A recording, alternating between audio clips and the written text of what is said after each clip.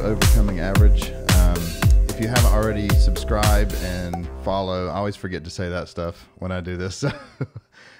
Check it out. Today we have Miss Stephanie with us from Corks and Boards. Is that right? Yes. Okay. So before we get too deep in, I want you to go ahead and tell your website and how we can find you, because after we get into this, we're going to hear more about it, and I'm sure people want to know.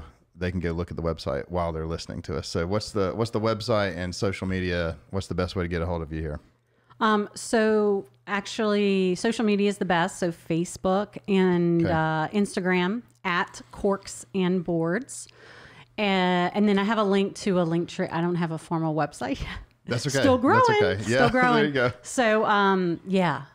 Facebook's the new website anyway, so it's fine. It is. There's tons of information on Facebook. Also on LinkedIn at Corks and Boards as well. Awesome. So yeah. And we're going to dig into your company more in a little bit, but I want to start it out just by, we were talking earlier about businesses and networking, and I wanted to talk about, you and I met at 1 Million Cups here in Lake Norman, and one of the other, Lake Norman Small Business Meetup. Networks, yeah. And I was excited to have you on because I just found your company interesting and exciting. And it was just, I think back to one of the days when you and I and Jasmine Lloyd were sitting in Old Town Public House, and we were talking about networking and how to grow our businesses and how to develop. And we were talking about, I think, a Gary Vaynerchuk book or something. We were like, we just need to create more content. So I wanted to talk to you about how your content creation's been awesome. You've really there's a lot of great content on LinkedIn, especially, and Facebook. I follow both of them, and you're doing videos, and you're just I remember at that time. I'm trying to start. Yeah. At that time you were super not in your comfort zone. No. You're like, I'll never be able to do it. And now it's just so natural, and I don't know that it's natural. So I'm glad it looks natural because it doesn't feel so, but the more you do it, the more comfortable you get. So absolutely.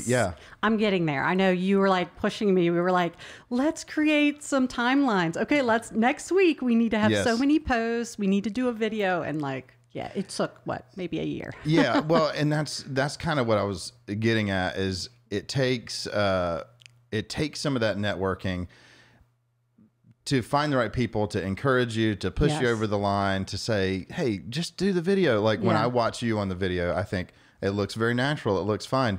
But we just talked about how when you do it yourself, it's very critical of ourselves. My gosh, very critical. Yeah. But you know what? I think it's great. And I'm glad you're coming on. You're supporting this podcast, which ultimately I hope will support you as well. Yeah, and I was thinking about when we go to those networking events, we use the word support. Yeah. We need to support each other. We need to network. But when I just was thinking about the word support yesterday, and how when you support something or somebody, it takes weight. Mm-hmm. You have to hold the weight a little bit. And unfortunately, I feel like a lot of networking events is just stuffed with people trying to get a sale, and they're just desperate for a sale. Yeah. And it's sort of sad. It really goes back to, well, what are you selling? What's the product? And is it something that people want? Or are you just trying to hustle and push something on somebody that nobody cares about? And that makes it stressful on them. Yeah.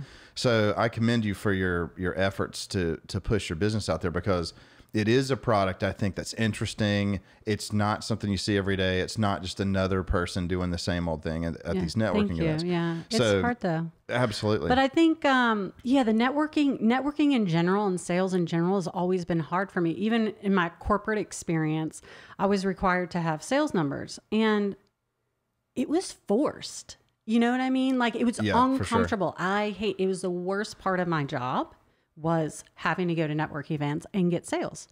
And I think that because we've talked about this when we met, it's just kind of awkward. And we were talking about this earlier today, the way we approach our mindset going into a networking event is always to get another client, right? Yeah. But actually, when we change our mindset and we just talk about what we're passionate about, and we find people like ourselves, we connected on something, and we're helping and supporting each other. A friend of mine was saying yesterday, because we're independent, right? We have small businesses that we've been growing basically by ourselves. I mean, we're doing almost everything. I mean, you've got some help now, which is awesome, because we've been talking about that for a long time. But we're doing everything, and it's hard to we get wrapped up in our minds sometimes and second guess ourselves. So it's really nice to have that support, like you were saying, to continue to boost us up and move forward. Well, and we were talking about the podcast, the name of the podcast and stuff earlier, and how, you know, it makes sense in my mind, and I need to work on like explaining to people, but it's just, nobody wants to be average, and we want to be a little bit better than average. And when you look at people who have done things that are hard, you know, beat cancer. We've been talking about cancer a lot, unfortunately, today. People who have overcome, you know, knee surgeries to become great runners. People I've already had on the podcast. Business owners are so interesting to me because it is not an easy task. No. Every business at some point started with one person. Facebook, Uber, Google, they all started with one person with one idea. And it really matters if the idea is good. That's the number one thing. And I think that's what we're talking about is if you have a product, whether it's a service or an actual physical product, it has to be a good product. It has to be a good service. It has to be something that people want. And then the typical sales is not the same. It's more of a revealing to the world of what you have. Like Uber was a great idea, but the timing had to be right and people had to know it was an option. The app had to be perfect and people had to know about it. And now people literally say, I'm going to get an Uber, you know? And it's like a Coke. It's like, I'm going to use a napkin or a Kleenex, right? It's like, actually, no, it's a, you know, towel for your nose. But so it always starts with one person. And that is such a non-average thing to start a business, especially when you're by yourself. Luckily, I have a support system now that's growing of people that help me bear that burden. Right. And I'm glad to have you on too, because this is one of the ways I can support your business is saying, look, I'm going to take time and listen to you because I think you're an interesting person, interesting business, and give you a chance to tell your story. So with that, I wanted to go back in time and have you just tell me your origin story. Because I know you've been all over the world and traveled and stuff. So let's start from the beginning. Where did you come from and how did you get to Davidson, North Carolina? Yeah. Oh gosh, it's a journey. So I was born and raised in New Orleans. Both of my parents from Mississippi. So I got, my friends would always make fun of my parents' accents because it's a very yatty accent in New Orleans. But my parents had this twang, this country twang. And it was just funny because it was just different. So it's interesting now because of how I grew up, but then also everywhere I've lived and traveled, I have a very like bland accent. Like I don't really have an accent at all. I've got this. So which is interesting. But anyway, New Orleans, I have a brother 2 years younger and then a sister that's 11 years younger. Grew up there and then went to Louisiana State University in Baton Rouge. So I moved a little further away, but I always had this dream of getting out of New Orleans. I wanted to move. I had this dream. I started probably at about 6 or 7 years old, drawing plans of this house. A little girl, these dreams. And it was probably a whole notebook of that, those yellow legal size notebooks, of this house that I had drawn. And at that time, I wanted it to be right in the middle of my grandfather's ranch. Okay. It was going to be right in the middle. He's like, you're not going to build this house in the middle of my field, like my beautiful field. I'm like, yep, that's where it's going to be. Anyway, it kind of changed, but I always like at 6 or 7, I had this dream of something big, right? I mean, physically it was big then, but even going into high school, I was like, I don't want to go to the same high school that all my other friends are going to. And I didn't want to be average. I didn't want to be average, but I was trying to find myself too, sure. Right? So I went to another high school. So I met more friends, but still had my best friends at my other school. Then college, I'm like, no, I don't want to go to LSU. LSU, great school. I have a scholarship, but I don't want to go. Everybody's going there. So I wanted to go to Auburn. Well, I was told, well, you have a scholarship, so you should really try, right? So I was like, okay, fine, I'll try it. And then I loved it. Okay, I found my niche. I loved it. I had a great time, football, Yeah. And then I majored in information systems. going for the money, right? It was like the first management information systems degree in the country at the time or something, one of a couple. What is that exactly? Oh God, I never really used it, but you learned a lot of like coding and things like that. It was like C+ at the time. Really? We were just starting to build websites, so we learned some of that. I don't remember JavaScript. Okay. Yeah. I mean, I did C++ and Java. Yes. So I don't even remember these things because I never used them. Yeah. And then I concentrated in internal audit because that was going to be my way out. Like I was good at building those things because I'm very detail oriented, but I couldn't see myself behind a computer. Right. Coding. Like it just wasn't me, but that's where the money was. So that's where I went. Like it really wasn't a passion. But money was, something that, my parents told me I needed it. It was like you listen to your parents at that time, right? And so I got a job in New York City. I'd never been there. I knew no one there. And I was like, let's do this. Like, this is going to be awesome. Okay. This is like finally my shot to get out in this world. And so my mom, I packed my stuff. My mom came with me. I actually moved in with my recruiter for a couple of months until I figured out where I was going to live. I ended up moving into Manhattan, living with her stepdaughter. And then a friend of mine that I knew from grade school ended up moving up there as well a year later. And she moved in with me. And then I got my own place down in Greenwich Village. And dude, New York is awesome. Manhattan, it was a totally different world. Like, wow, I was free, right? Yeah. I ended up getting a job, my second job there. I ended up traveling internationally because that was another thing that I wanted to do. Wow. So I'm like, I went for it. We were traveling all over. I worked with, it was a French-owned company, so I ended up working with a lot of French individuals, and we traveled in Europe and Brazil, and so that was awesome. That is awesome.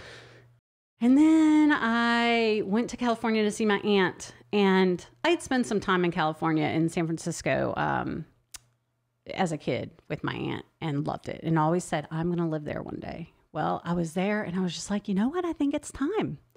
Like trees and, getting a little claustrophobic with all the concrete in Manhattan and not feeling like you can get out without a car. And I'm like, okay, I'm going to do this. Within a month, I was there. I got a new job and packed my bags, moved cross country, was in San Francisco, had an awesome time. I was like, wow, finally, like, yes, I'm doing this. Like I said, I was going to live here one day and now I'm doing it. That's great. And started in the consulting world there with Grant Thornton, started with, Sarbanes-Oxley. Do you remember this time? No. Sarbanes-Oxley Act. We started doing internal controls testing, and then it evolved into doing more consulting work and process improvement. And I lived in the East Bay, in Walnut Creek area. I don't know if you know the Bay Area very well, but loved it there. And then with work, somehow there was some drama at work. There was some change in management. I was getting hosed because I was a favorite of somebody that had left, and I was up for manager. And I called the national partner, head of our whole service line. I was a senior associate. Okay. I was like 4 years out of school. Wow. To tell him, hey, because we didn't have a regional partner at the time. Hey, by the way, I'm about to get hosed here and I deserve a promotion. So I want to make sure that you're in this meeting to make sure that I get a fair treatment. Right? Yeah. Who did I think I was? That's bold, yeah. I have no idea who I thought it was, but I did it. And so I got that damn promotion. You got it. And awesome. I moved to Los Angeles for it. Wow. But also it was great because I got away from that old management and really, again, starting something new. Yeah. Lived in LA for about 5 years, lived in Santa Monica, bought a house in Woodland Hills in the Valley, which is a huge accomplishment to buy my first house, especially in LA. And then I met my husband through work. He was a client of mine, and he worked for B of A. And they were a client of mine, but it was like loan staff work where I had staff that were working out there, but they were managing them, not me. But So for sales, like I needed to develop a relationship with these people. And the only way to do that, because they weren't paying for me, was to have these happy hours, right? Yeah. Well, when we had the happy hour, he was the only one in the room that I didn't know. So naturally, I go and talk to him, and we started talking about travel and food and wine and, you know, the best restaurants. And, you know, he went to Cal Poly in San Luis Obispo. I was telling you earlier about the Central Coast, California, and their wines. And so we started talking about the wines there and stuff. And so, yeah. So then we ended up a few months later, we started dating pretty much right away. And then that summer, a couple months later, we were watching House Hunters International. And we were like, started talking about moving international. Like, have you ever wanted to do this? Like, blah, blah, blah. Yeah. I'm like, yeah, I've always wanted to do that. Like, I love to travel, and living internationally would be cool. He's like, yeah, I tried to, but they didn't approve it, blah, blah, blah.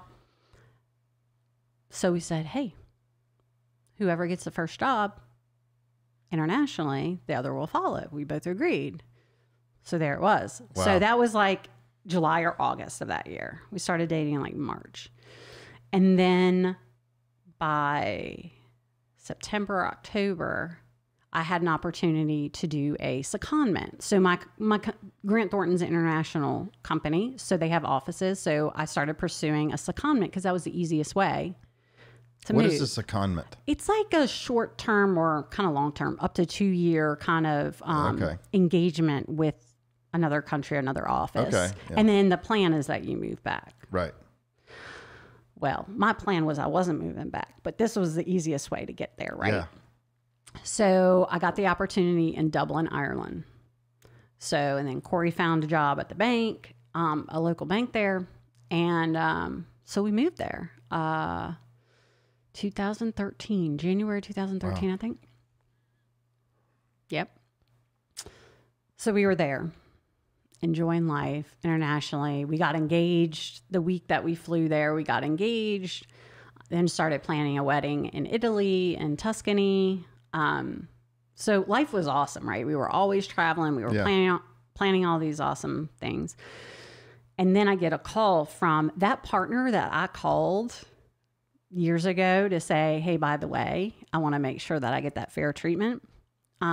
He was abroad working for a different company. And I had called him when I decided that I was going to move internationally and said, hey, you know, I'm thinking about this, you know, do you know of anything? And he's like, well, I'm moving companies and moving locations. If you just give me, I don't want to stop what you're doing, but I'll let you know when to land. He's like, right now it's between Singapore and the Middle East. I'm like, well, neither one of those was on my spreadsheet. Sure. Okay. Because I'm not an accountant, my husband's accountant, but working in that same kind of field, we had a spreadsheet with the locations and healthcare and all these benefits. Right. Yeah. So, Middle East and Singapore were not anywhere on that list. So I'm like, that's not going to work out. So anyway, August of that year, so we moved in January, August of that year, he called me and said, I've got a job for you and your husband in the Middle East, in Abu Dhabi. I'm like, shit, we haven't even been here a year. Like, I mean, we're taking advantage of every day that we're here, but I haven't had enough time here in Ireland. But you never say no to an opportunity. So we flew out there. We're like, let's give it a chance. Like, never would we have ever considered this. Right. So we went there to Abu Dhabi and Dubai, check it out. And hey, why not? Right. Right. So January, we moved. So we stayed in Ireland a year. January, we moved. Abu Dhabi. Wow, it was different. Yeah, I'm from New Orleans. I know heat and humidity, and I hate it. It's terrible for the hair. And it is 100% humidity every single day. Really? In the Middle East? Oh, my God. It's disgusting. It's right on the Persian Gulf, so and you're right on the coast. Yeah.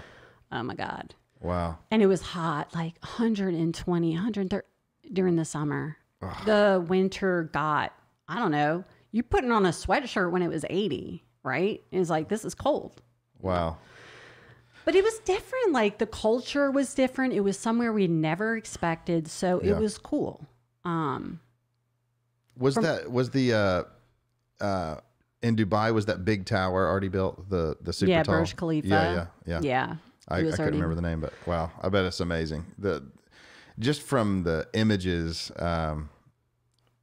that it used to be a desert, and now it's like one of the most fabulous places on Seriously. Earth. And you know what? You get on the highway there, and the signs are terrible. Really? But if you miss your exit or you take the wrong, you're in the desert, because just like you said, they built it in the desert. Right. So and it's only, it's growing fast, but a block right, and there's like nothing. It's literally sand, and you're like, oh shit, how do I get back? The way that they built some of their infrastructure is interesting, but the architecture there looks amazing. Not only that tower, but the place that looks like a palm tree in the water. The palm. There's what's the hotel that's shaped like a sailboat? Oh yeah, the sailboat I forget. One, it's like a, I don't know, 20-star hotel that doesn't exist anywhere. So it was really cool. The culture is very different, so we had to adapt, especially being a female. I would be the only female in a boardroom. With all these mostly locals, maybe a few other Westerners, but all male. And I'm sitting there trying to tell them, about their organization and give them suggestions like, oh, this is going so well. It was intimidating, but I'm like, yes, I can do this. You know what I mean? Like another thing, like, wow. Anyway, our boss that brought us there, Greg, he ended up moving to Central Europe, to Czech Republic, to lead the region there. And we were pretty close because we have some history, and we've done triathlons and stuff in California too. So we knew each other relatively well. And so I had gone out. I had my oldest son there. He's 5 now, in Dubai, because we started in Abu Dhabi, then we moved to Dubai a year later. We spent 2 years in the UAE, and so right before I think I was going out on maternity leave, he's like, "Hey, there's our opportunity. I might be like relocating." We're like, "Hey, we're cool. Like, let us know." Like, Czech Republic, Prague was #1 on our spreadsheet. Was it really? Yeah. So, and I had never been there again. But it's #1. He called after I had birth. I think it was September or something. And he's like, okay. He's like, this is pretty much happening.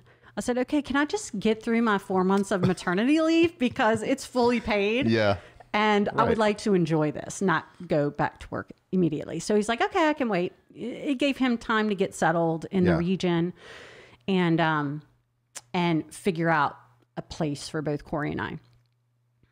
Sure enough, January or February, I think, I came back from maternity leave, and I had to go tell the partner, hey, by the way, I'm back, but I'm transferring.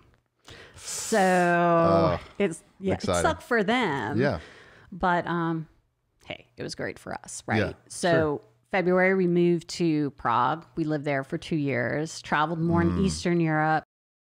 And again, another region like Central and Eastern Europe. We had, from a work perspective, our region was 20-something countries, 30-something offices across Central and Eastern Europe. Again, like every country has a different culture and history. The history between those countries, like they still haven't forgotten. So there's a lot of still conflict even within the corporate world. Sure. So it was quite challenging, but it was really fun. A fun challenge. Yeah. And I got to travel and see things that we hadn't seen before, or even that were on like the short or long list, right? Right. And then I started studying wine. I always had this passion to do something else, because when I went to school and studied, it wasn't a passion. Let me pause you for a second. So, I mean, that so far is just an amazing traveling story. And there's a lot of people in the world that's kind of their goal is to travel, and other people that are not super interested. But it sounds like your career was the catalyst to be able to do that. So yeah, it was. You know, what were you doing? What was your job that afforded you the ability to do all that traveling? Yeah. So when I left, I was a senior manager at Grant Thornton. So I led big accounts with companies like Gymboree. And Grant Thornton's engineering. No, right? Grant Thornton is accounting and Okay. Consulting, like business consulting. Okay. And I kind of started on Starbucks Oxley is kind of the internal controls. How do we like control like financially and risk wise? And then it just grew to like process improvement. How do we improve the process to be more efficient within an organization? And then it just kind of, the jobs just got bigger, project management, that sort of thing. And I was leading some of the bigger jobs within Awesome. the office. Yeah.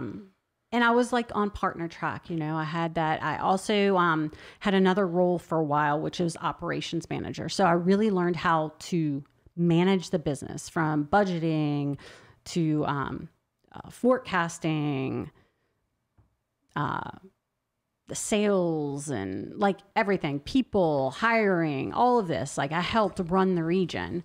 And that actually was a huge benefit for me moving to another office and like internationally, because every other job since then, that operations role, because we were transforming, actually it was a transformation really from individual offices to a region. And I think it was 6 or 7 offices that we had to pull into one region, like the people, like partners wanting to now having to speak to another partner, you know, it's a lot of politics.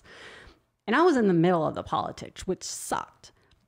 But I learned so much. It was Well, I was going hard. to say, the reason I wanted to dig into that a little bit is it's those sort of things not only afford you the ability to travel and go to different places, that career selection, but if we were to sit and unpack all that stuff, you're learning lots of different things. Oh, yeah. People, skill sets, how to manage people, accounting, finance, budgeting, movements, you know, trying to make certain people happy, balance of different cultures, because I'm sure accounting in one country is not exactly the same in another country, even though it probably is, because math doesn't change. But that's setting you up for a multi-skilled background, which is ultimately going to lead to your current business, right? So, yeah, it gave me a lot of skill sets that are definitely beneficial. But those next locations, well, Ireland was kind of a little bit of both, because I went out there before I moved there to win a big job with Microsoft, and they really wanted Microsoft as a client, and we won that job, and it was huge. It was the biggest job in the office at the time, and proudly, the client did tell me after the fact that we chose Grant Thornton because of you. So like, especially when I gave my notice, they're like, this is the end of the world because we wanted you, not anyone else.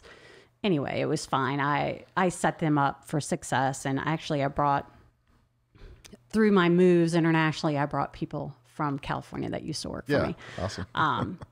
Which is always nice. And then, so then I started doing these transformation gigs, which was really cool. Transforming the office to be more profitable, to be just better in general, better work product, more profitable, marketing wise, our contracts, like everything. And that was fun for me. Like I love like, taking a mess, you know, also kind of I'm like a female, so we're good at like taking a mess and like creating some structure out of it. So that was fun. So I did that in the Middle East. I did that across I started with the Abu Dhabi office, and then I did some regional work. And then the job in Prague was a regional. They were regionalizing. So those 27 offices, bring all those cultures and people into one, and being led by an expat, an American, 2 Americans, because I was working under the regional partner. So there was a lot of conflict. But I learned a lot. And then I started studying wine. So we traveled probably 2 weekends a month this whole 4 or 5 years. And it always revolved around food and wine or drink in general. And I've always wanted to, like, I've stopped in my career a couple of times, like, this isn't it. What is it? Oh, I'm going to go to culinary school in New York. Well, I can't afford to live in Manhattan and go to culinary school. Then in San Francisco, it was that again. Maybe I'll go to school. No, can't afford that. You know, once you get in your lifestyle, it's like, I can't like not be making a paycheck. So then this wine thing clicked. Hey, I'm really passionate about wine now because I knew more and getting experience and exposure to European wine, you know, where it all originated. And then having friends that are from France and like just teach me a different way about wine. Right. Let me see if this is something. And so you said you were studying it just I started casually? studying. So, no. So with the Wine and Spirits Educational Trust, it's based in London. It's an international organization, nonprofit organization, but they teach, they have certifications around wine, sake, and spirits. In the U.S., we hear sommeliers, the Court of Master Sommeliers. That is a very American thing. WSET or WSET or Wine and Spirits Educational Trust is international. So most people internationally are going to go down this track. So I took level 1 in London, and that was just like a basic get your feet wet. A lot of it I already knew, but some of it not. Okay, this is cool. Now let me do level 2. So then I went to Milan, and it was 3 days in Milan. Studied. There's an exam, like it's official. Yeah. Okay. Like we have to sit 6 feet apart, kind of like we're doing now. You know, for the exam, and it's Scantron, and it goes to London to be graded, and then like it's pretty official. So this is legit. Yeah, it's training. legit. It's not just like a little. So what switched in your mind to say I want to study this stuff? Like what was the thing that made you study? It was because I wanted to still pursue my own thing and build my own business. And what was that going to be? Well, I needed it to be something I was going to be passionate. If I was going to stop my career, like change careers, right? After I'm like making good money and in the position I am, like still partner track, all these moves kind of slows all that down, but I was happy. It was fine. Yeah. So I needed to make sure that I was really in it. Like, was it just that I like to drink wine and that I was interested in it? Or was it really that there was something about it that I could do career-wise? Sure. Yeah. And my outlook totally changed. It was really level 2 where my outlook really changed because I started learning about the complexities of wine, how it's so different. You start to appreciate wine in a different way. Why is this bottle $50 and this one's $20? What is the difference? To learn about the soil, the aspect, the weather, the climate, all of these things that affects the grape growing in the vineyard, to all of the things that happen when it's after the grapes have been picked, the winemaker can do. Yeah. Then it's bottled, and then it could sit and age or not. All of these little things can change the wine. Even if it's the same grape from the same vineyard, can be totally different as well. Right. So I started to see wine in a different way. And I'm like, wow, if people only knew these things, their minds would change. Then there was one experience that really changed the way I looked. And this was before I started studying wine. We were in Sicily. We were on a trip planning our wedding in Tuscany and then went to Sicily. We had family there. My mom was with us. And we went to, there's always wine involved. So there's vineyards on Mount Etna down on the southern side of Sicily. And the gentleman that was serving us was talking to us, like he was really telling us about the family that owned it. It was called Gambino Winery. The family, the land, the wine, like how did this all come about? Why is it so different? We were eating local cheese and bread, that you couldn't buy. I'm like, I need this cheese. And he's like, well, it's family made, like down the road, like whatever, right? It was this awesome experience that changed the way I experienced wine as well. So before, I was drinking the same thing, you know, cool, I'm cool with my Pinot Grigio or like whatever, right? Cabs from, you know, California. But now I was like, wow, a Nero de Avola. What the hell is a Nero de Avola? And why is it significant that it was grown in this volcanic soil? Why is it now tasting like this? And why do I like it? And what don't I like about it? That created that sparked something in me. So then I started experimenting. It was always, I was drinking something different. And then we started going to different regions and experiencing that. And then once I was in level 2, it started all like connecting, really. I was like, shit, I need to help people. Like, this is amazing. So then we decided, things happened at work and stuff. And we decided, and we had a 2.5-year-old at the time. And, you know, it's hard being away from family, that far away from family with a young child. And so we decided to move back to the U.S. We narrowed it down, again, a little spreadsheet, to 3 cities. It was Charlotte, Denver, and Nashville. All awesome cities. Yes. We ended up deciding on Charlotte. And, but on our way here, I'm pretty strategic and love to travel and wasn't ready quite to settle. So, and we had a bit of a package that kept us being paid for a while. So, I'm like, hey, I want to do level 3. Just so happens level 3 is available in November in South Africa, in Cape Town. And so my husband's like, what? I'm like, yeah, like, let's just go to South Africa. My classes a week. We'll say 6. It'll be like a little vacation, right? We'd been to South Africa before. Loved it, wanted to go back. We weren't there long enough. It was part of our honeymoon. And I was like, this is like a good excuse, right? Yeah. Like sales pitch to my husband. So we went. I studied the first week. He took care of my son. They did little adventures together. Had my exam the following Monday. And then all bets were off. We moved to a vineyard in Franschhoek. We lived in this little house. They have little houses and we lived there for 5 more weeks, drinking wine. And I met some really cool people in my class. One in particular is from the U.S. She had moved there about 6 months before. And, you know, she lived in India before that. So we had this thing in common. She's marketing.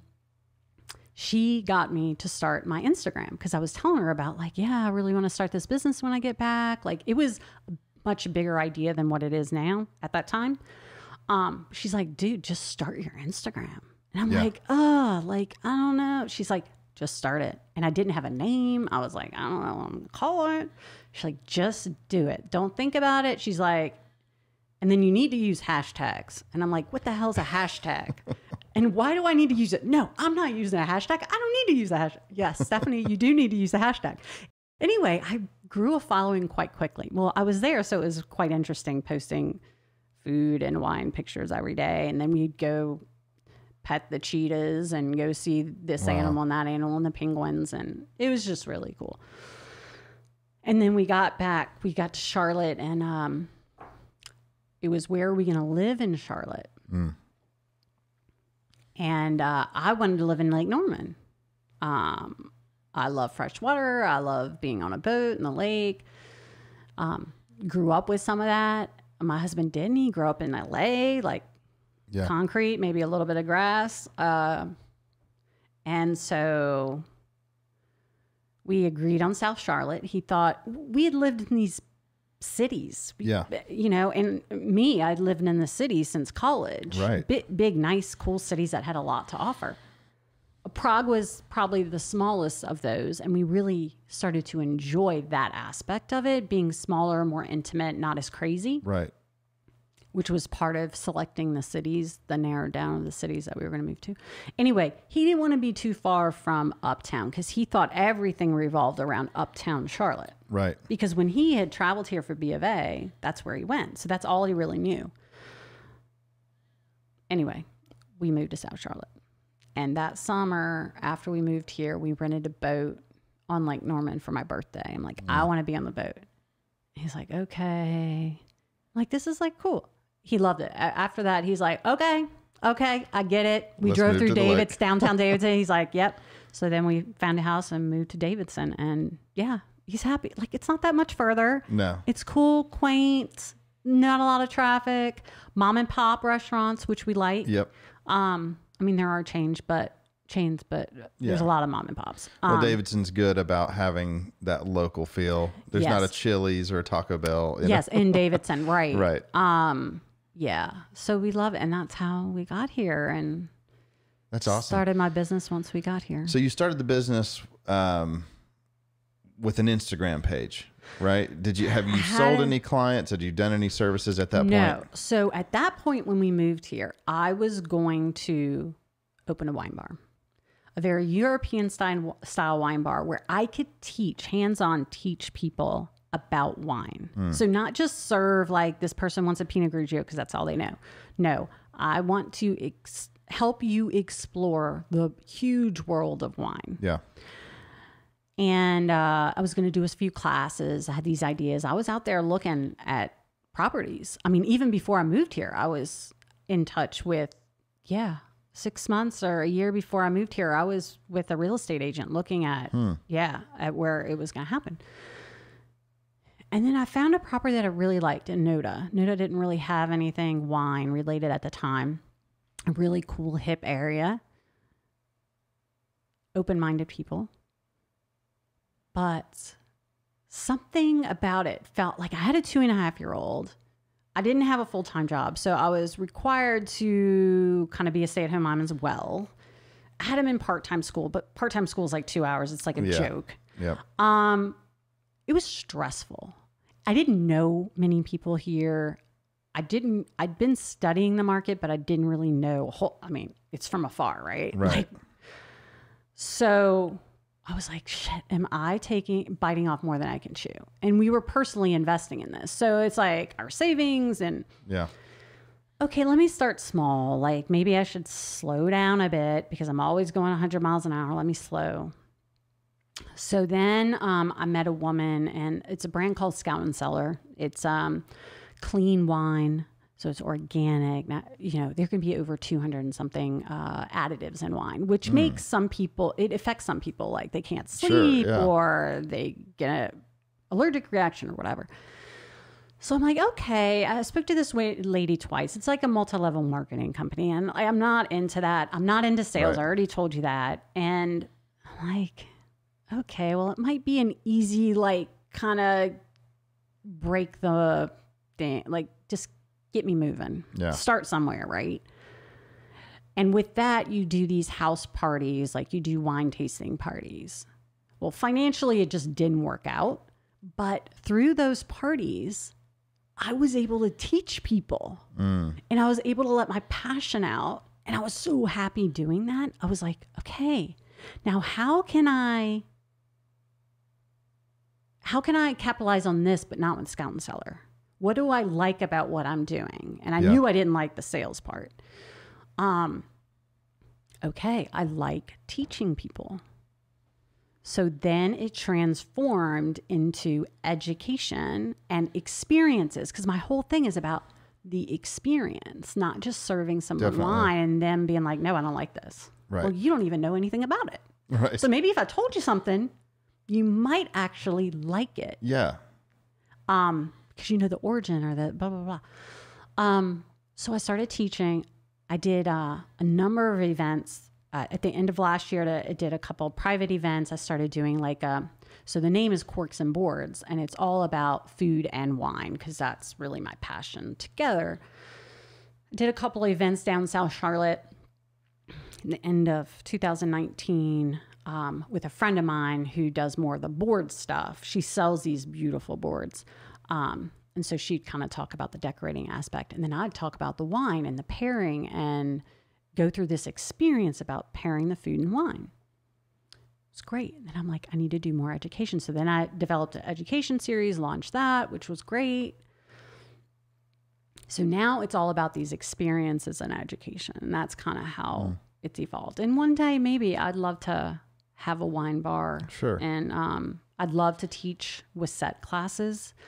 Right now, because of the pandemic, they're not, technically I can teach level 1 and 2 with my certification, but you have to get like approved. You have to go through it. Yeah.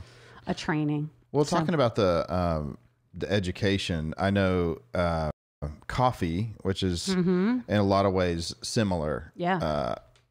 When I was in college, my dad used to just drink black coffee, Folgers or Maxwell House or something. And I just used to always think it was cool that he would just drink coffee, but I would taste it. I was like, ugh, this is no good.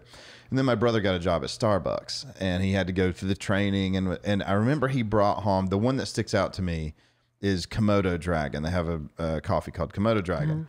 And my brother said, yeah, they say this one's supposed to taste like floral. And I was like, coffee that tastes like flowers? Yeah. And so I was in my last couple years of college, and he would get the free bag of coffee every day. So we had Komodo Dragon, we had Sumatra and all these different ones. So I was kind of spoiled with pretty decent coffee. Right. At least this is, a while back. So there was no local coffee chains and stuff. Starbucks was like the thing and up and coming, So I'm drinking this stuff, and I was like, I can taste the flower. Yeah. Just a little bit. Yeah. And it's taken literally years to evolve my coffee palate. But I remember when I went backwards and somebody had Folgers Crystals Instant Decaf, it's not even the same thing. No. It's not even the same thing. So now I've sort of adapted to where I can taste the difference in Summit and Counterculture and Starbucks. Yeah. And I'm proud of myself for that. But yeah, knowing about it, I remember distinctly when my brother was saying, look for these notes.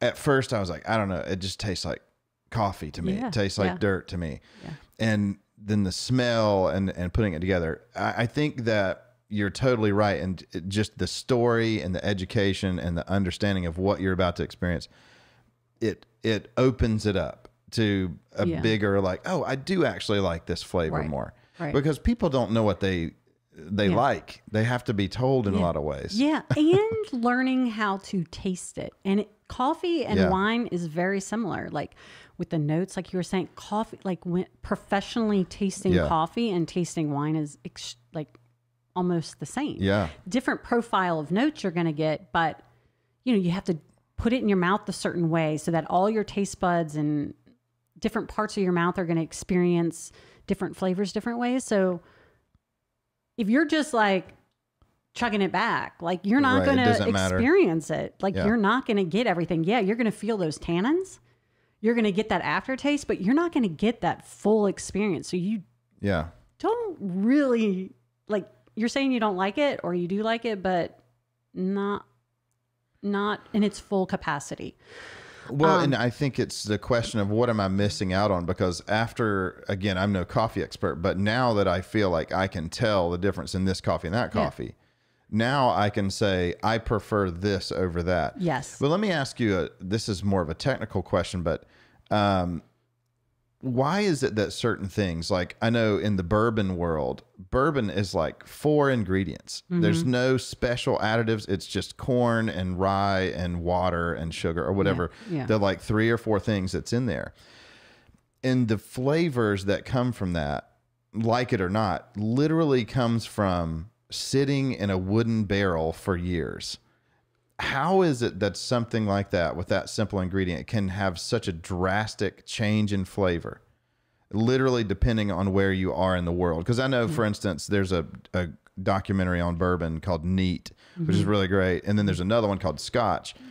And with bourbon, you probably know all this stuff, but with bourbon, it has to be an American oak barrel that's charred, and it has to be new. You can't reuse it or it's not bourbon, right?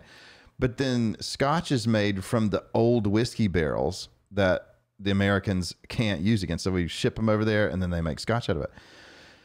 But how is it that with those simple ingredients, like a grape, that it can have such a diverse taste?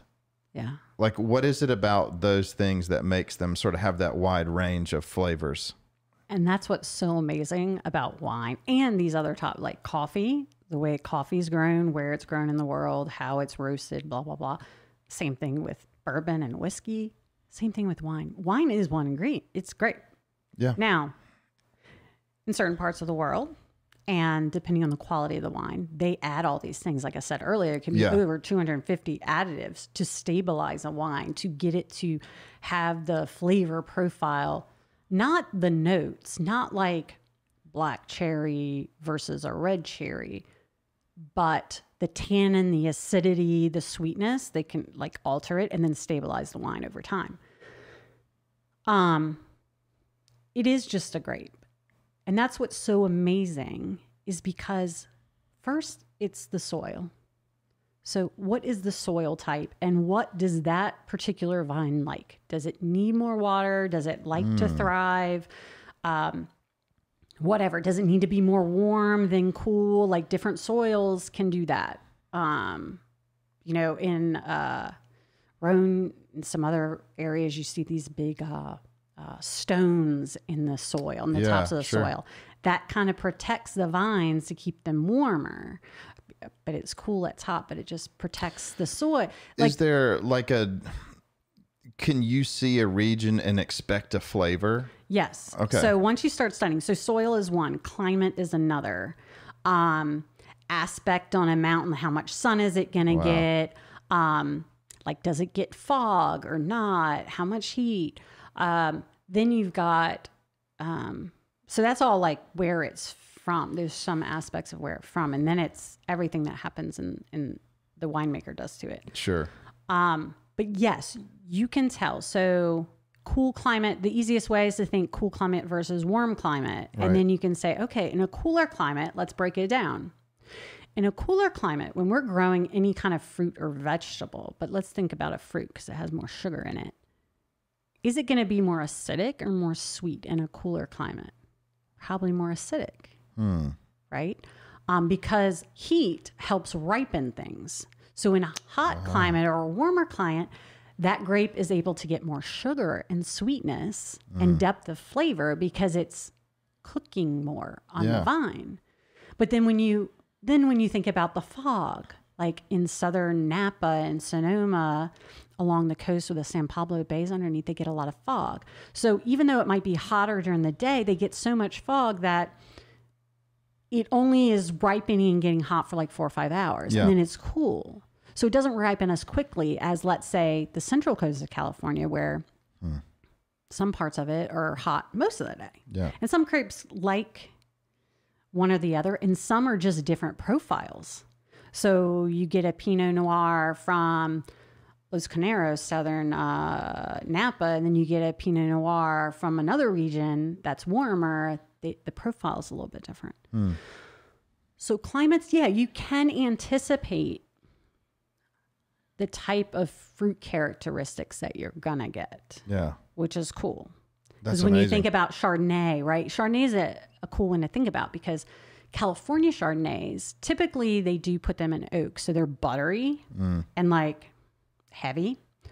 But that's only because of what the winemaker did to it. As a grape though, Chardonnay is cool with being in a cool climate or a warm climate. In California, it's warmer.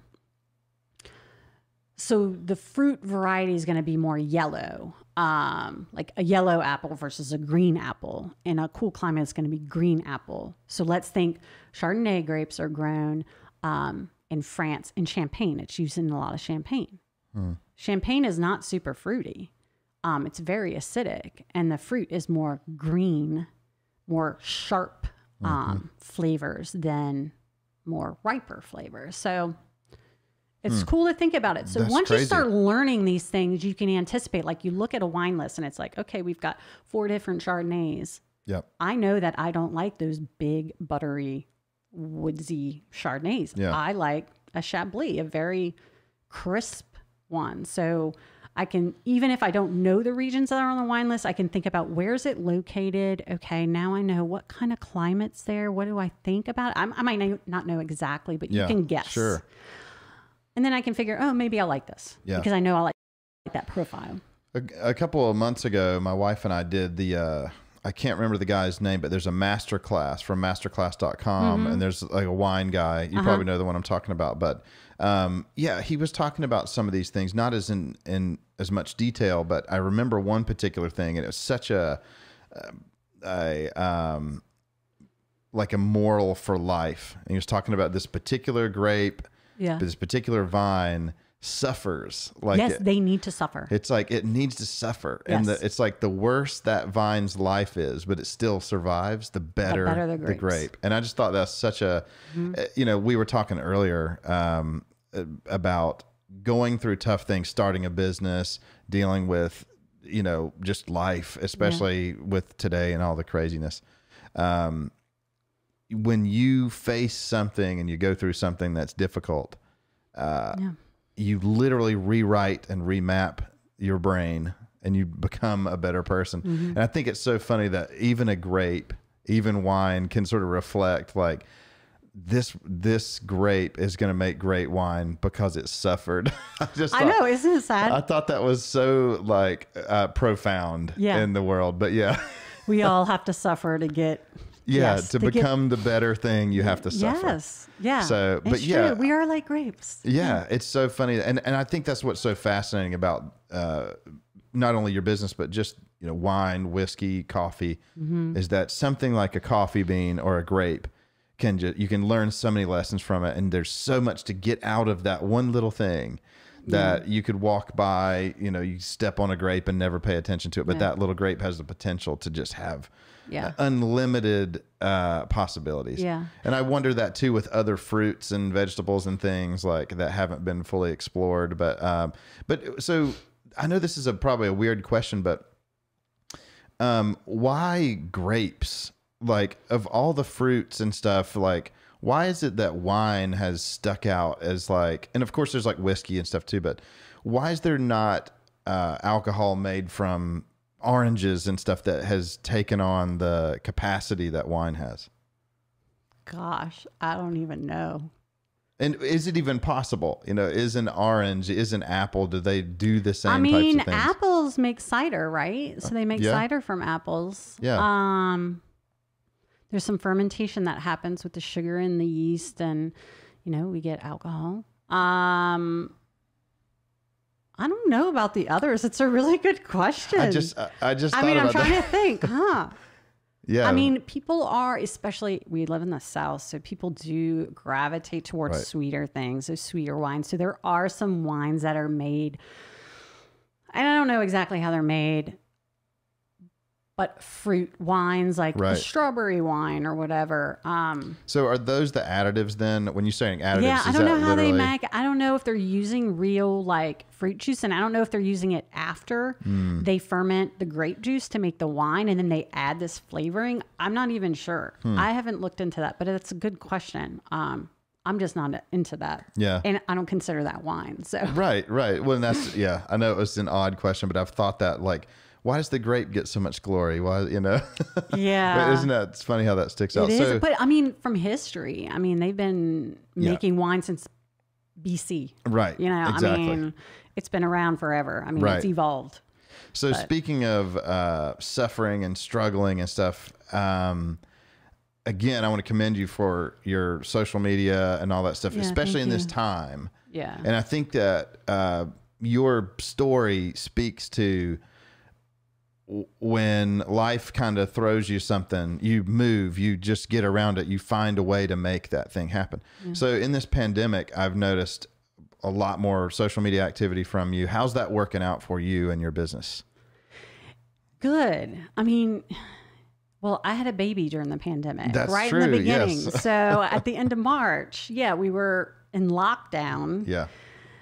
And so I had my last education class the second week of March. I was like, oh great, I'm planning 2 weeks before the baby comes to relax. That didn't happen because then we were on lockdown. I had my oldest son at home too. preparing for a baby, and I was going to take a break from work, and I really set myself up. I worked my ass off to do a lot of education. I did a food and wine pairing dinner here in Cornelius for Valentine's Day. That went really well. Trying to like propel myself forward so that I could take a month or two off and not like, I knew I would have to do some more posting, but kind of relax. Like it's stressful, like right? Adjusting. Right. And, I did take a little bit of time off, but then I had to quickly think because the world was changing. Yes. I'm like, oh my God, how is my business going to change? And it was either just forget it or get your ass up and figure it out. Yeah. Right. And then there was all this virtual stuff. Then I started seeing like tastings and all this stuff going virtual. And I'm like, well, why can't I do it virtually? Right. So during the summer, I did my education, my level 1 series. I did it virtually. It was different. I wasn't serving wine, so it was a little more challenging for an individual to do it because they had to get the wines. We weren't tasting as many wines.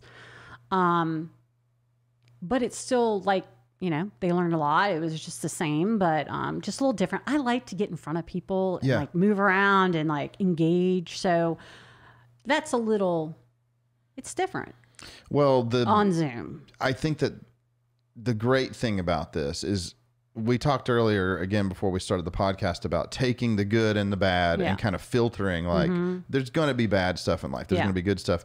But to say, okay, pandemic, it stinks, but what can we learn from this? Well, I'm in IT, so I have known what Zoom is for a long time. Right. And now everybody in the world knows what Zoom is. Yeah. I don't prefer to have a Zoom meeting. Right. I just don't. But it has opened up the world to say, your business can now reach a little further. You can talk to more people, different times. Yes.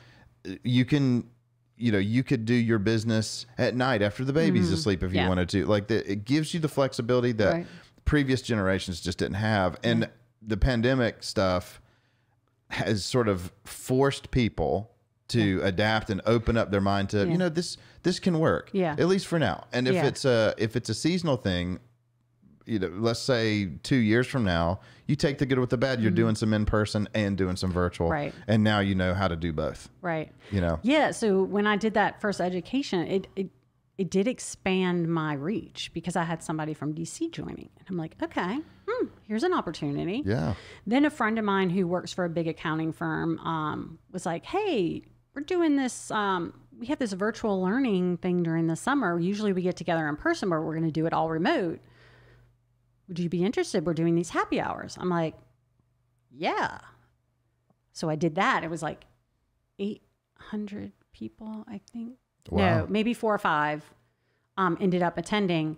400 or 500 ended up attending. We did it in 2 sessions, one for West Coast, one for East Coast. I was like, whoa, this is powerful. That's awesome. Now I'm in front of the whole country, like not just social media, but in person through Zoom. Sure. Giving them that experience. And I got a lot of good feedback. And I'm like, okay, I need to do more of this. Yep. One, it's more people, bigger reach, bigger impact for me in helping people, empower people to drink better wine and really understand from the grape and the vineyard to the glass, what's in that glass, right? So then I started promoting this corporate stuff. So I've changed my marketing a little bit. I haven't done any more pure education program yet, but hopefully in the spring I will. I've just been so busy with corporate stuff. Yeah, that's great. Some private as well, some private events through Zoom, and then fundraising. All the fundraising is going virtual. So it's a great opportunity. I love to see you adapt. And I love especially the nature of your business is it's not a necessity. It's fun. It's enjoying life. Yeah. And we need that right now. People need to relax and have fun and do something that's just because, and let's celebrate the people and the wine. I know happy hours and stuff at one of my old co-working spaces. You just would meet people you'd never would have talked to before, find things in common. So I'm happy to see you adapting and growing and having something to look forward to. That's like, Yeah, a it's relief. fun. Yeah. Like I would prefer to be in person, but Sure. honestly, I probably, that would be harder and more expensive for them to pay for me to go do an event. That would be more expensive than, so it's. Exactly. And the power of the internet. I mean, again, as a technology guy, I talk a lot with people that come on the podcast, whether they're tech savvy or not. Mm-hmm. It's like whatever the thing you have that you're passionate about, if you're not using the internet, you're just not reaching the people. If you really are passionate about it, you need to sort of adapt to, this is what you need to do. I've talked to, accountants, pastors, whatever. It's like, if you really believe in your message, and you want to help people. Yeah. On a bad day, we put a podcast out and 50 people listen, 60, 100. That's a pretty nice filled room of people that listen to you. Right. Share your passions, and then we obviously throw stuff on YouTube, and you just reach as many people because you believe in what you're selling, kind of like we talked about in the beginning, something that you really, this is not a used car salesman pitch. This is I think this product is going to impact your life and make your life better. Right. I want to share it, and this is the way to do it. Yeah. So, and that's like all about like my job and my transition and my, my journey to where I am now from a career-wise standpoint was finding something that I was passionate in that I didn't feel like I was selling. I mean, it's natural. And then how is it different? Because it's always, how is your product different? And mine's an experience. It's not a physical thing, but I'm teaching, there's education, and then we're applying that education in a tasting, not just tasting. And I'm just going to tell you what you're tasting. I'm going to tell you what you're smelling. Great. Thanks. Cool. Yeah. Well, did you learn anything? Yeah. Probably not. I mean, you probably didn't learn anything, but when I teach you how to taste like a professional, I give you the technique, and then we're going to actually do it, and we're going to write tasting notes. That is powerful. Yeah. That's a lot more powerful. And that's what I'm doing. And that's, I'm still working on my marketing to get that message across that that's how I'm different. But it's very clear to me. I mean, even to relate that same thing to business, when we were talking earlier about, networking and supporting other people's businesses, I was just telling a story about somebody who was pitching recently, and it's just like, just feels like they just read the business book and they're regurgitating. They didn't get anything out of it. Yeah. They're just saying, yes, we're making meaningful content and blah, blah, blah. And it's like, you don't actually believe that, do you? You're just saying what you know you have to say. That's how I used to be in the corporate world. Yeah. Like, and I'm like, God. And it's just, I've been reading books and exploring like meaning. What does meaning mean? Mm-hmm. And meaning boils down to something that will change how you act, something that will change the way you think about stuff. And so something as simple as, I guess not simple as wine, but starting a business, drinking wine, you have an experience that says, I'm going to treat this different. I can think about this different. Mm-hmm. I can open my mind up to, maybe I would like this now that, Stephanie's come in and explained why or where it came from. Yeah. The stories are really important. I think the stories of people, and I'm really thankful for you coming, sharing your story with us. Yeah, so, thank you. Yeah, absolutely. So Stephanie Roberts, Corks and Boards. So we're going to break, and then we're going to do a wine tasting, right? I'm so excited.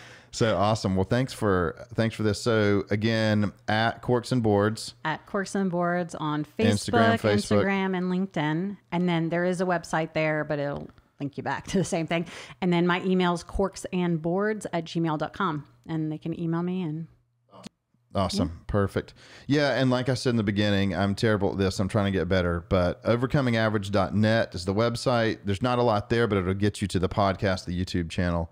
So like and subscribe, share. That is the support of our local community and our networking, is helping Stephanie grow her business, saying, I believe in what she's doing. I do. I'm going to share this. We'll share it with everybody, and hopefully you'll get some more people. Thank you for doing that, Chad. Of course. Yeah. Of course. Well, let's drink some wine. Let's drink.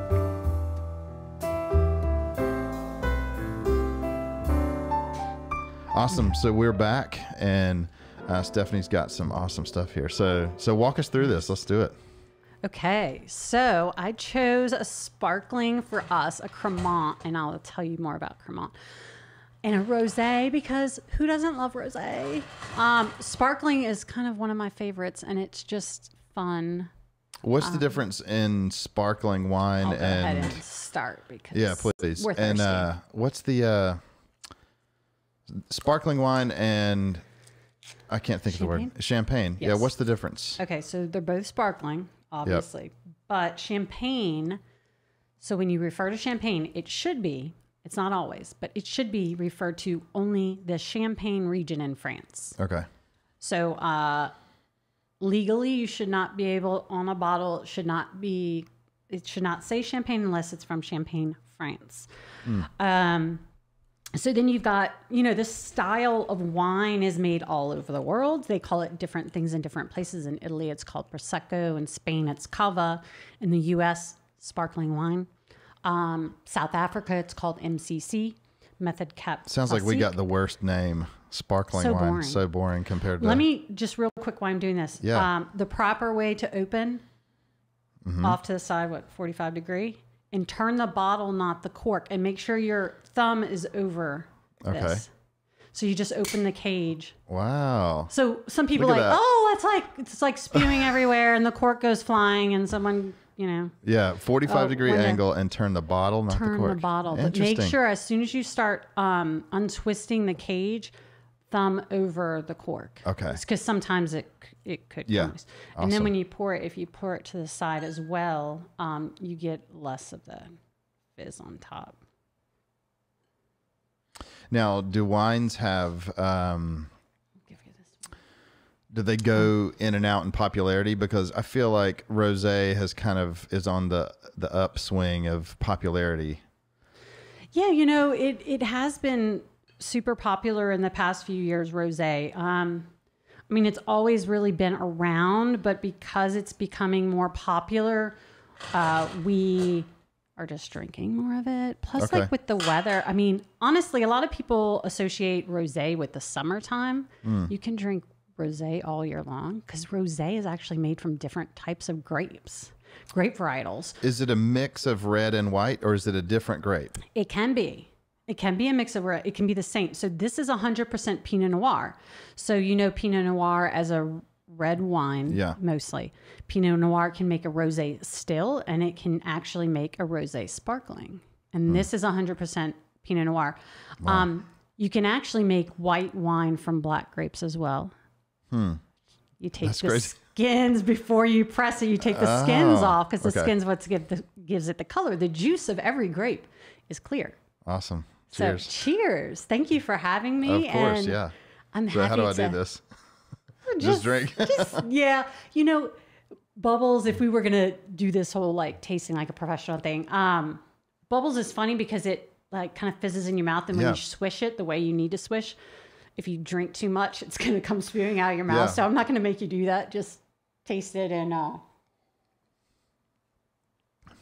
very good. You might kind of push it to the front of your mouth a little bit. Yeah. Just to kind of get some of that flavor and just get it going. You might taste the acidity, like if it's your mouth watering on the sides. Yeah. That's the acidity in the wine. It is, yeah. So here's another question for you. So in that master class, the guy was using different words for those notes. And it was so obscure. He was like, he would say it tastes like dried cherries. And I was like, how can he taste it? They're dried. Because it's more concentrated fruit. So if you take a cherry, maybe during the summer, and you've got a red Bing cherry, a black cherry, and then take a dried cherry. They had dried cherries at the supermarket. I love to put them in my yogurt, but, and taste them. The fruit concentration, the sugar concentration is different. And the fruit flavors between the red and the black are different. It takes time. Tasting wine, just like tasting coffee, just like tasting bourbon and whiskey, you have to practice all the time. And every single time you drink, you should go through this process of evaluating it, whether it's just in your head or it's on paper. you have to keep the practice up, just like everything else, like riding a bike or like whatever, Well, like a sport. I feel like in that, I can't remember the wine. This is embarrassing, but it's Pinot Grigio or something. He said grapefruit. And it's like, as soon as he said it, I could taste it. Yes. And then I was thinking, is it because it actually tastes like that? Or is it because the word association? Is it like, is in practicing, do we need to be told what to look for when drinking wine, or? No. So there is a really great, Wine Folly is a great resource for wine. They have a lot of like posters, they have books, they have all types of resources, a lot of different articles online, but they have this wheel, and it's an aroma and flavor wheel. Cool. And I just ordered one. It hasn't arrived yet. I've been talking about it, and I reference to my students to their website when we're doing tastings through Zoom. But it's a wheel that has all of these flavors, and it's not it's not as specific as like cooked dark cherries, black cherries or whatever. But you've got your green fruit, you've got your stone fruit, your citrus, and Stone fruit. Stone fruit, like a peach, like a nectarine. Stone fruits. Yeah. Awesome. Then you've got like your tropical fruits, which is like your papaya, your pineapple.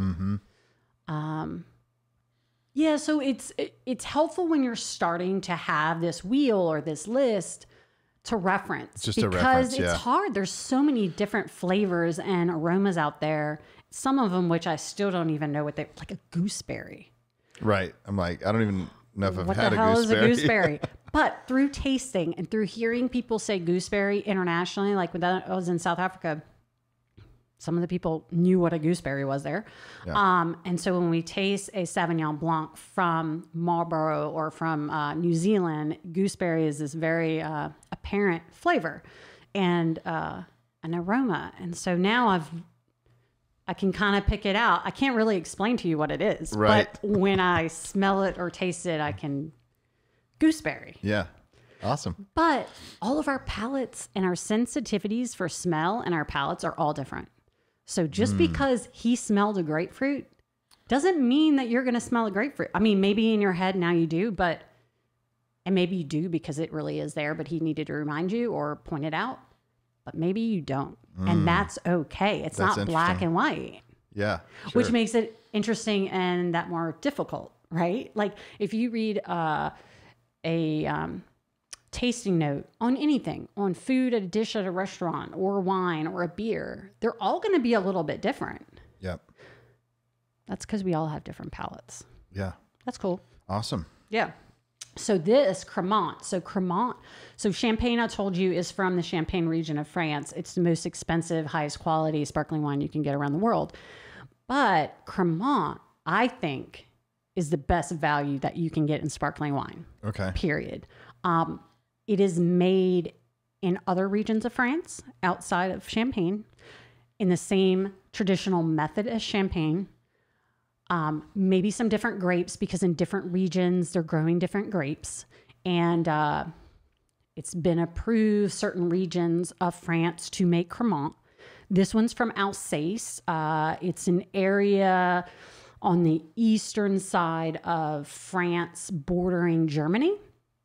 And they make really awesome wines like Pinot Noir, Pinot Gris, Riesling, Gewürztraminer. And they're very, it's not a warm region. I mean, it's kind of north. But for some reason, they do get warmer days. So the fruit there, the concentration of fruits, they're very floral and bigger bodied wines from a white perspective than you would get some other places that are much cooler. And they make really good Cremant. It's like the most popular region in France for Cremant. And I've been to Alsace, so I have a personal connection there. That's where I really learned about French wines, was at an independent vintners event, 600 independent vintners from around France. I really learned about French wine there. Yeah. And I learned a lot about Champagne there. But I also found Cremant. So here, this bottle is like $25. You can get it at Total Wine. And Lucien Albrecht, the producer here, is actually, he was the grandfather of Cremant in Alsace. Like, this is the first producer. He really himself, and it was probably early 1900s, really pushed for this designation because they were making sparkling, but they weren't known for it. And they didn't have a name for it because they couldn't call it champagne. So it's really cool history here that this is the first producer, and really he himself pushed for this designation. And I think it's a beautiful wine. I mean, for $25 to get the same traditional method as champagne, which means the first fermentation is in like a stainless steel tank, and then they ferment it again in the bottle. So each individual bottle, when you think about the price of champagne bottle, I mean, I don't know, you're probably not going to get anything decent for under $80. These bottles, the second fermentation, they sit there for at least 11 months, and they have to be turned every so often. And then they have to like, they pop the cork to get the yeast out because they're sitting like upside down at an angle. So all the dead yeast goes to the bottom. They freeze the neck, they pop it out, and they put the cork on it and sell it. So imagine how much cost is associated with it sitting. Just the labor and the waiting. The labor and how much space it takes for storage. So it has to cost $80. Oh, it has basically. to. And I mean, for champagne, think about the land price too. Right. So anyway, I mean, when we start to learn to appreciate like wine, we start to appreciate the price of wine too. Like, what's its journey? Yeah. What's its journey? How long has it taken? What happened to that grape? Yeah. How long has that vine been growing there? Is it just 10 years old, or is it 80 or 100-year-old vine? Then it's producing less. So you need more land to produce it. Yeah. It's complex. But anyway, do you like this one? It's fantastic. Do you like it? Yeah. It's a beautiful color. It's a beautiful color. The bubbles are beautiful. Like, the feel in your mouth is so silky and elegant. I think sometimes, see, the bubbles are very small and they're still going. With certain sparkling wines, some lesser qualities, the bubbles are going to be bigger. They're going to be less bubbles. It'll stop bubbling sooner. So this one still's got some beautiful bubbles, and for $25, I mean, I use this one in some of my classes as well because I love to teach people about Cremant. Yeah. And I think it's an awesome value, and I love pink. Well, and with the holidays coming up as well, it seems like a very good holiday celebration wine. You know? It is, and because it's made from Pinot Noir, and because it's rosé, it's sat on the skin, so it's more complex in flavor than a white sparkling. The skins give it more complexity. It gives it more flavor profile. So we're getting more strawberries and cherries versus just citrus flavors. Yeah. So it can go with food. Like, you can drink this. We actually drank a rosé, not this exact brand, but a rosé Cremant through Thanksgiving meal. One, because I didn't open a bottle soon enough. Because I was cooking everything, and I was just so busy cooking and making sure timing was going to work. And it was 3:00 by the time we ate.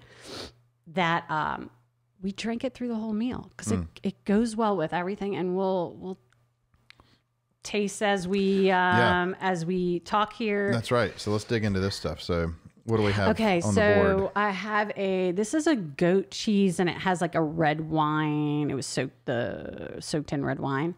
This is a dark chocolate with almonds and sea salt. And I want to know your experience here because I had a class, a food and wine pairing, a week or two ago, and this was a big hit with this wine. Okay. Then we've got some citrus. So this is acidity, and it refers to like the acidity of wine and how, it's a simple flavor, lemon or orange. But when I teach about the principles of food and wine pairing, we break it down to those single flavors. Usually I wouldn't use a cheese, but we're having cheese. And then we've got, this one's a Manchego, Spain, some almonds, a blue cheese, and some crackers. So Yeah, just have a taste. So when we taste food and wine, this is a process because it's a process. Okay, think about, I love to have you think about an experience. Have you ever brushed your teeth and then gone and had a glass of orange juice? Yes. It's terrible. Yeah. Okay. That is the combination of spice from the toothpaste. You've coated your mouth when you eat. Your mouth is coated with whatever flavors that you're eating. And it, what it does to your palate is it equalizes it to those flavors. Okay. So your palate is then used to spice. Okay. It is heightened in awareness of spice. Then you go and take something that's super acidic. And that reaction between the spice and the acid is a bad one, and we don't do that. Okay. Okay? So it's the same thing in food. So if I was eating something super acidic that would have flavors of lemon or whatever, if I was eating something that's spicy and then I mix it with a wine that was super acidic, it would give me that same exact reaction. So you don't do that. If you're eating something spicy, you want to, like maybe you would drink milk, right? Milk would just coat your mouth and it would make the spice go away. Okay. So it's the same thing with wine. We would want to choose, now wine, we don't have milky wine, but we have wines that have less acidity and more fruit or sweeter. Some wines have more residual sugar than others. You want to pair it with that because it reduces the spice level. So this whole like principles of food and wine pairing is really what's the reaction of the components, the food flavors and the components of the wine and how do those react? Okay. And so I can tell you what the principles are, but then we need to try it because your palate and my palate are different. Right. So you might like something and I don't. So I might like toothpaste and orange juice. You might like it because you like this crazy feeling in your mouth of like you're just on fire. And some people do, and that's cool. So you would definitely pair your spicy food with like a Sauvignon Blanc. Well, let's do it. What do we try? What do we pair? Whatever you want. So I want you to taste everything eventually, right? Okay. So, I mean, maybe we want to try this one last just because it's chocolate, but try your acid. Okay. Maybe we should have gotten some napkins here. That's okay. We'll just throw it on here. So food and then. Yes. Okay. Yeah. I didn't tell you the technique. Sorry. So you take your food, you chew, but don't swallow it yet. Once you get it to a point, take a sip, small sip. And now experience it together and swallow. And then you determine, okay, the wine tastes a certain way on its own. The food tastes a certain way on its own. The point of food and wine pairing is for them together to taste better than they did on their own. So with the orange, it was a little sweeter. The wine was sweeter. Yes. So with this, it's going to be a little bit different because that has more sugar than this acid.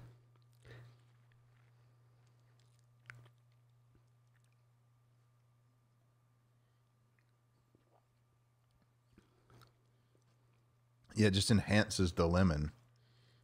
And the lemon enhances the wine. Yeah, because it's both acid to acid. I mean, there's acid in this wine. There's not as much acid in this rosé as there would be if it was a white. But it mutes the flavors. The two acids together doesn't make it more acidic. It just kind of like mellows it out and rounds it out a little bit more, which is cool. Yeah. So you can... If you have a super acidic dish and you pair it with a very acidic wine, then they're just going to merge and like meld really well together. So, okay. All right. So what's next? Let's just do it with a cracker. Like these aren't salted. Usually there's a salty component. A lot of these cheeses have salt, but if we were doing the basics, I would just have salt granules or potato chip, like a salted potato chip.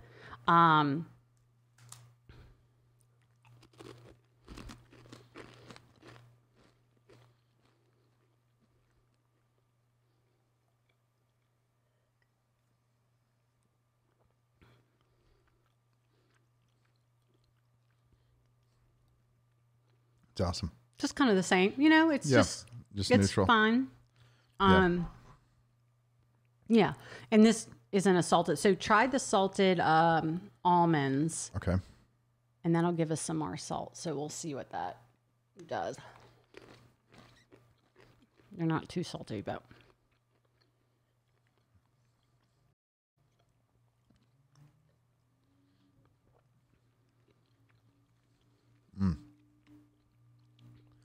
It's very good. It's good. I mean, a lot of in Europe, where I really, actually in Prague, where I really learned to drink sparkling. Not every day, but a lot of days. We had a neighbor. She was from France, from Lyon, and she is the one who taught me. Her and another friend in Prague, who's actually American, who is actually the one who brought us to this French vintners thing in Alsace, taught us, don't save your sparkling wine or your champagne or whatever. Any day can be a celebration. Right. With each other, with friends, with family, by yourself, whatever. Don't save it. One, Right. it doesn't age. For the most part, sparkling wines don't age. Drink them. Don't keep them in your cabinet. They're going to go bad. I mean, there are exceptions to that rule, but Right. for the most part, we're not drinking those wines. So drink them. And that's why I love Cremant, because you can drink something that's high quality without the price. You know, we drank a lot. We probably bought like 5 or 6 cases of champagne when we went to Alsace that year. And champagne specifically, it was much cheaper to buy there. I mean, a bottle that we had spent $25 on there is sold at French Laundry for $150 on their wine list. So, Wow. and we drink it any day of the week. Like somebody would come over and be like, okay. And we'd be like, no, you want to say that? No, I don't. We're going to we're going to drink it right here. Yeah. That's great. Like in that documentary I was mentioning, the Neat, the whiskey documentary, the guy, he's one of the head distillers at Buffalo Trace. His father had worked there for decades, and somebody gave them this bottle of Pappy Van Winkle. It was worth thousands of dollars, you know, and they were like, "Oh my gosh, we need to save this." And his dad said, "No, we're gonna enjoy it." Yeah. And so he and his brother and his father drank the bottle, and his father and brother passed away like 2 months after. Yeah. He said, "Today, you celebrate today." Yes. So I think that's great. Yeah. I mean, ever since then, there are some wines that need to age, and that's fine. We'll age them, but for the most part, just open and enjoy. So is it better to buy, if you find one you really like, buy the case or just buy the bottle? What's it depends. Like this one is readily available. So, I mean, I don't buy multiples. I use it in a lot of my classes. You can get it. Yeah. If you're at a winery where it's small production, or you're traveling and it's not something that's in a store that you're finding, then I would buy more. My husband likes to limit me on how much I buy. Yeah. Which I don't like. But, yeah. So it's kind of up to you and your budget. If you buy it overseas, you have it shipped, I assume? Would they ship it for you typically? We haven't shipped anything like specifically overseas. So if there's something overseas that you like, that maybe you've traveled or whatever, contact that winery and see if they have someone here that distributes or imports. Usually they have a delivery service like in the U.S. Like for wineries in South Africa that we enjoy, we know the importers here, and we can get the wine shipped easily because you're not going to find good South African wine. Well, and I in the store. know Harris Teeter opened up 201 Central. It's like a wine and beer specialty store. Oh, I didn't hear about this. Yeah, there were 2 of them. I believe they closed one down because it was sort of an experiment. But I believe there's another one in Charlotte still. But I know that they would order whatever beer. I don't know about wine, but if you wanted a certain beer from around the world, they would find it and have it shipped. So yeah, that's great. That's a good point to like talk to if you have a local wine shop. Yeah. And you have developed a relationship, or even not, ask them if they can help you out and order something that you enjoy that you found somewhere else. A lot of times they're willing to do that. Awesome. Let's try it with one of these cheeses. Okay. It doesn't matter which one. This is the goat. This is goat cheese? It's a type, it's made with goat milk. It's not the soft goat cheese, but we eat a lot of goat and sheep cheese because my husband has a lactose issue. So, and plus I love the flavor of it. It's really good. For anybody listening on the podcast and not watching, it's awesome. It's just from, right. I think it was on sale at Whole Foods. Even with cheese, I like to experiment. So why does cheese pair so well with wine? I mean, a lot of things pair well with wine, but cheese has this like coating mechanism. I don't know if you noticed it, how it kind of coated your mouth because of its creaminess. Yeah. And depending on how much you chew it, and then depending on the type of cheese as well. And it's kind of like that milk thing with the toothpaste. That's a good example. It just like, it's easy to go with a lot of wines. It just coats your mouth. It just dilutes anything that's going in the wine. Usually it's going to dilute unless the cheese has a strong flavor. Now we have a blue cheese, the Saint-Agur. That's going to do something different. It has a very strong flavor. It's got the creaminess. It's going to coat our mouth, but it has this strong flavor that may or may not go well with the profile of the wine. Well, and I like to see a lot of the local restaurants as well. I know at Kindred, they have a cheese platter. At least prior to the pandemic, they would bring it out and show you the variety, and you could choose and buy it by the ounce. And, you know, they would give you this sort of the history. And a lot of these, I think you mentioned earlier, some of the cheeses are like, oh yeah, it doesn't even have a name. It's just from this cow in Statesville. Yeah. And it's really good. So I love that. It's great. It's got a little story and it's local. Yeah. I love to see that. It's great. When we lived in Prague, we had a farmer's market down the street that was 6 days a week or something. So any day of the week, go and pick up local cheeses. Yeah. From the farmer. Yeah. Charcuterie, I forgot the charcuterie today, but the charcuterie, like just smoked, like salami or whatever it was, whatever kind of meats they were. Just, yep, they let you taste it, take some home, they slice it up for you however you wanted it. Awesome.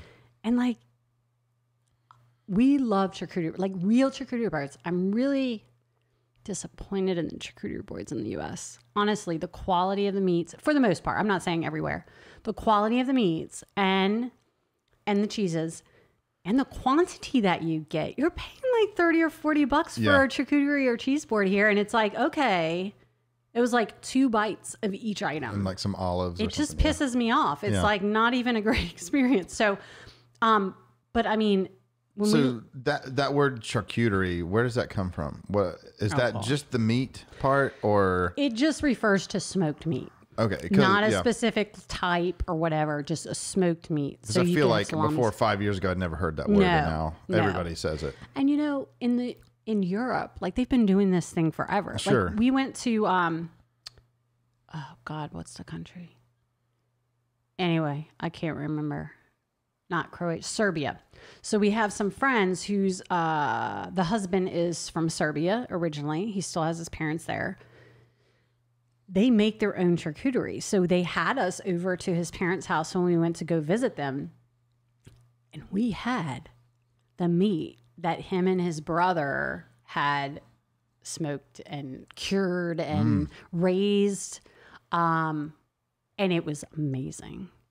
It's just, I don't know. And that's how this like whole Corks and Boards thing originated, because the food and the wine and good company, that's the perfect combination. Like I don't need an extravagant meal with my drink to do pairing.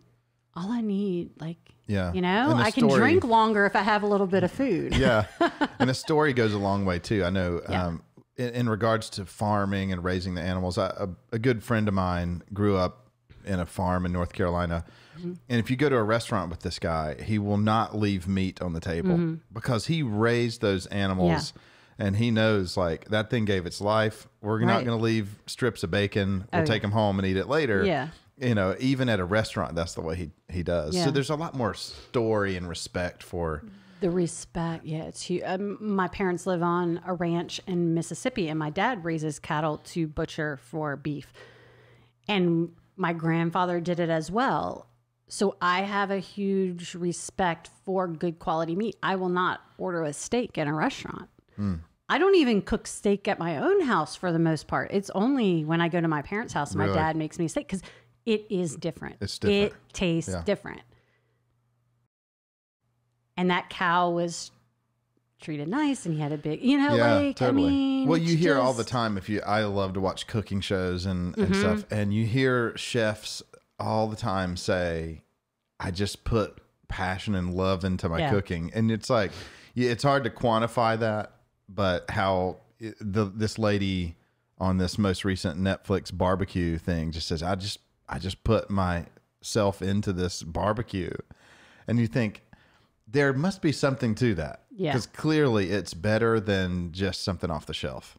And you taste the love and the passion that she put in. Yeah, it's so crazy but I don't know if it's in our head or not, but I think there's more to it. I think there is too. So what do we try next? We're going to try this cheese? Let's try, we haven't tried the manchego yet.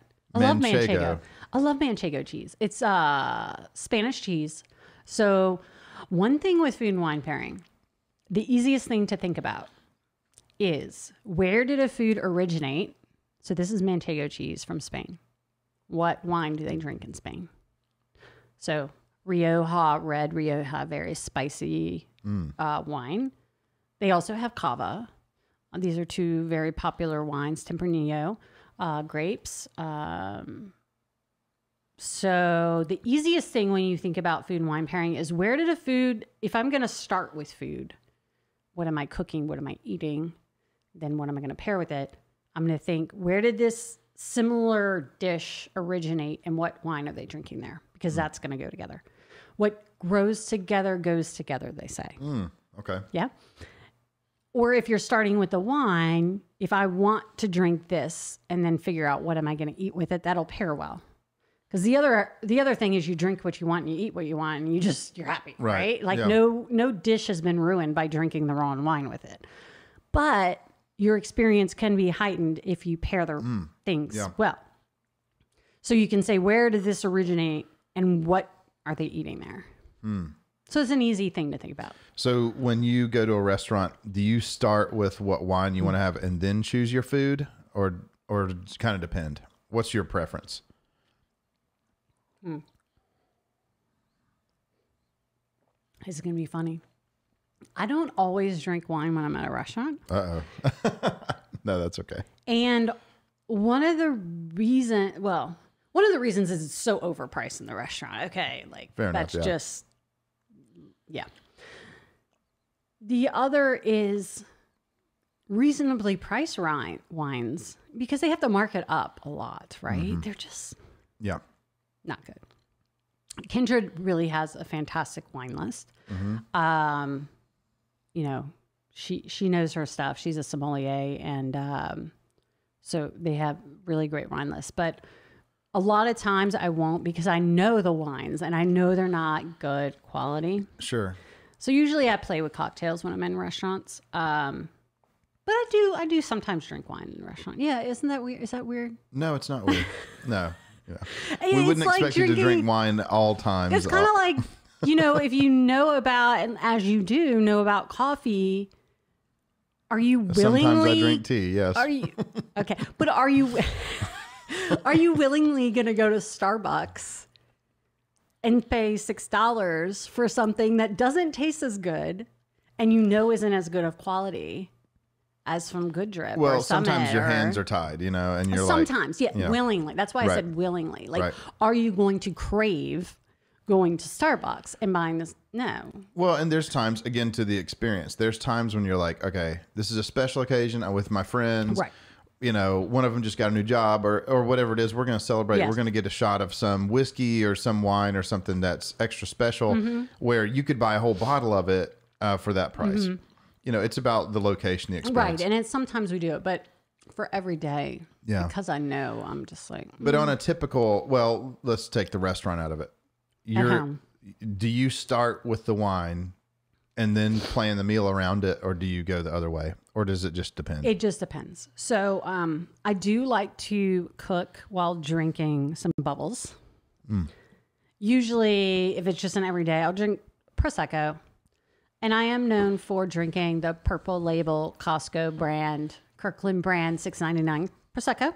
And I think it's totally fine. You know, it's no special day. I'm just cooking dinner.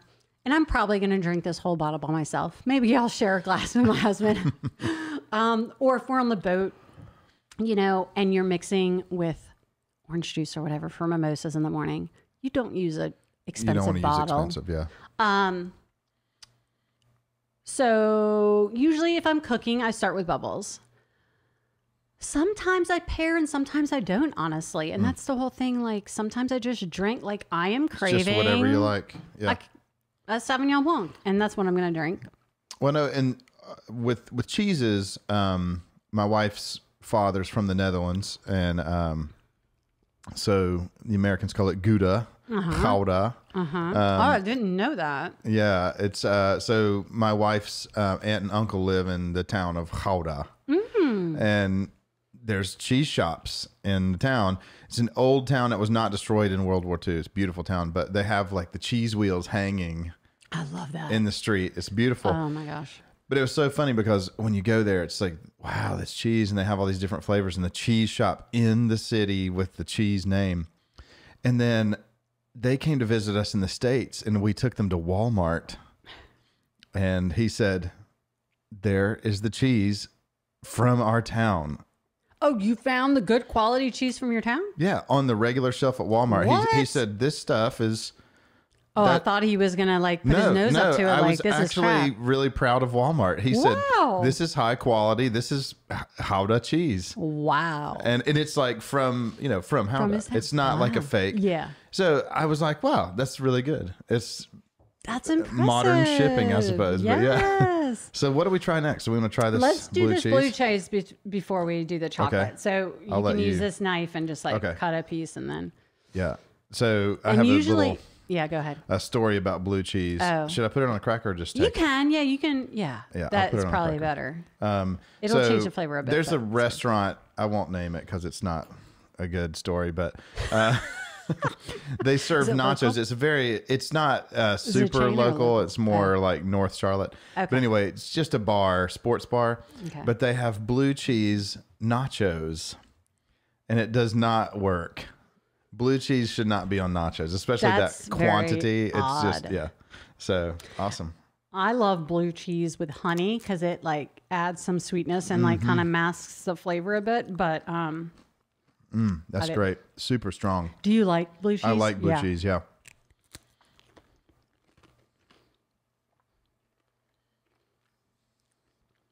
Oh, it's great. Yeah.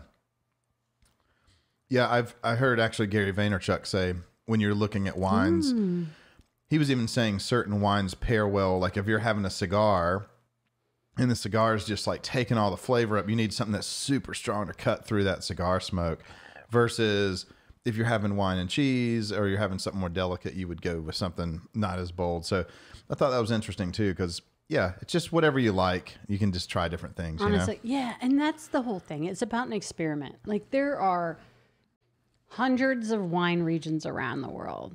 There's thousands of wineries and wine producers around the world. Like it's intimidating, you know? But the thing is for me is it's about experimenting. Like you find what it's fun. Like that's cool. That's the cool factor. Is there's so much to experiment. So like, don't be intimidated. Just have some fun with it.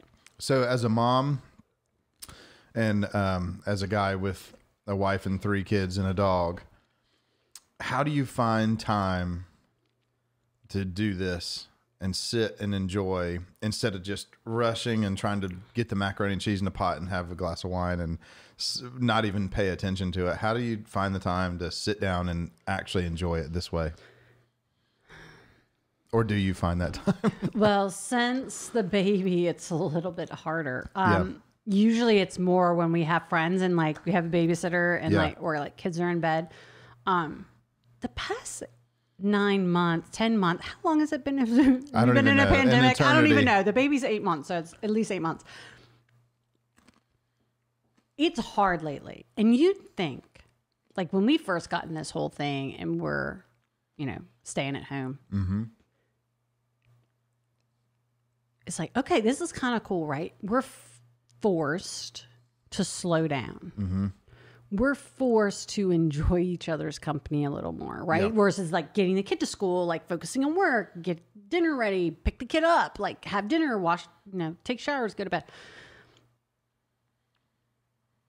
It wasn't quite that way, I think, for most people because they're overwhelmed because we're now and have our children and have work and all these other stresses on top of everything else. So I think the last 8 months is actually, for me personally, it has been harder. We have lately, after we felt comfortable getting a babysitter and only have one and feel comfortable with her and like, yep. Because for our sanity, we needed to get out. Yeah. Because we always had our kids, right? And that's hard. And when 8 o'clock comes around and Harrison goes to bed, I just want to go to bed. Yeah, same here. You know, like I don't want to do this. I want to get my sleep before the baby wakes up, especially having an infant. So it's been hard lately, but we've found ways to get out recently with friends and that experience. My mom's in town for Thanksgiving, so she took the kids Saturday and we had dinner with another couple, some friends of ours in Charlotte, and they cooked a meal and we brought dessert and some wines and did a little food pairing exercise. And it was just so fun, but that's great. It was just being present. Like it's hard to be present these days. Well, I know for us, I mean, it's virtually impossible with young kids, but to try to find a little, even in like a space in your house that, like for us, maybe it's the back porch or whatever, where it's just, let's get away. We can see the kids and take a minute. It's really important. Mental health these days. Yeah. Like I'm doing my classes out of my office. And my husband and I share our office. Some of my classes, the corporate classes, some of them are during the day, depending. Some of them are at night. But at night he'll take the kids. I'll shut the door and I'll have my classes. A few weeks ago, I was doing a food and wine pairing, and for my sweet, I had some cotton candy on my plate. And my 5-year-old, I saw that. You saw the picture? My 5-year-old saw, we did a little reel or video. I'm not sure what we did on Instagram, but my son is really into food and wine pairing. He's like, Mommy, can we do a cheese tasting, please? Like we did a cake tasting one day. I have a video somewhere of that. He's big in the because he grew up, like he was at Michelin rated restaurants at like 1 year old. Like just, he knows how to act in a restaurant, but he also is open food wise. He loves to make mocktails. Mm-hmm. Anyway, he saw this cotton candy. So he's like, Mommy, I'm going to help you on your tasting tonight. I'm like, honey, it is time to go to bed. So it wasn't your idea. It is time to go to bed. I know you see that cotton candy and that's why you want to help Mommy with your wine tasting. But you can have some cotton candy tomorrow. How did it work out? Good. Yeah. Cotton candy was interesting because usually it's like, when I'm teaching, I'm like, you want to focus when you're teaching the concept and the principles on one flavor at a time. So like, for instance, for spice, it's just red pepper flakes, salt, chocolate, salted potato chip is fine, or just salt granules. For acid, we're going to use a lemon slice. Very simple. Mm-hmm. Usually I don't use like cheese or charcuterie or anything because it mixes flavors together just to teach the principles. But for sweet, one time I use like just an angel food cake, something that's sweet, but doesn't have like a lot of chocolate or any other flavors. I have this thing for cotton candy and I had some cotton candy in the pantry. So I'm like, oh, this will be interesting. And maybe I was craving cotton candy, but, it's so modern. I love it. I saw it. Cotton candy. It's so like, okay. I have it. No, it's great. Candy. So what about the rosemary? Is that just decoration or is that for tasting, smelling? It's a little pretty. Love rosemary. Have you ever grown rosemary? Yes. It's a great shrub. Yes, and it is. It's not a 1 year, you can have it over and over and it continues to grow. If you, Well, of course, for have a me, green thumb. not, Yeah. but because I kill Or not, everything yeah. green. But so when we're making boards and we're making them pretty, which this one's kind of a mix of pretty and functional, we like to add greenery because it just, one, it fills out the board. Two, it adds some color. Three, it adds aroma. Yeah. So that's why it's there. And I had it in my fridge. So I'm like, I'm great. going to add it to the board. Awesome. It's just a little pretty stuff. Yeah. It's amazing. Something live.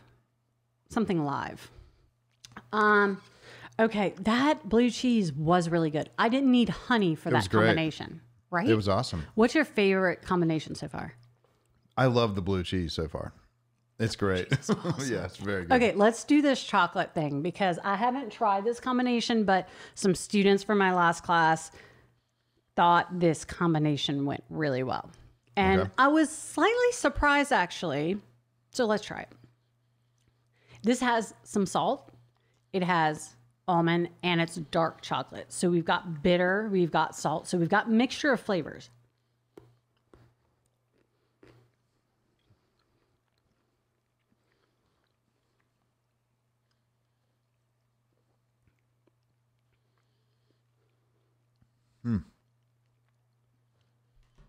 Yeah, it just enhances every flavor. Like I tasted the almonds and then the dark chocolate, but like it kind of punched a little bit harder It with punched the the wine. wine, right? Yeah. So this is for people that like that acid punch because for me, it accentuated the acid in that bubbly thing that happens because this bitterness, because this is a rosé, it has some tannins in it. So typically a white wine will not have tannins. Tannins come from the skins of grapes. And it's that drying sensation that happens in your gums. Yeah. Because this is a rosé, it sat on the skins for a little bit. So it has a little bit of tannin. It doesn't have a lot. Tannins are bitter. What do you mean by sat on the skins? So the juice and the skins are in the fermentation. They're together. Yeah. Okay. They sit there because that skin gives it color. So as soon as they get the color that they like, they take the juice out. They separate the skins. I see. Yeah. Because if you left it, it would turn red. Got it. It'd be red wine. So because the skin sat a little bit, it does have a little bit of tannin. It has a little bit of complexity to this wine. It has some weight versus if it was white and they took the skins off right away, it wouldn't have. So this bitterness thing is one component. So this is why when I teach these principles, I prefer to taste single flavors. Yeah. Versus when we taste this, we've got 3 different flavors in this Yeah, chocolate. I could tell the difference. Yeah. So Yeah. this is what happens when we're pairing a dish, because a dish has multiple flavors. So you're trying to look at what's the most impactful or the strongest flavor in this chocolate. I don't know. It's probably, is it the bitter or the salt?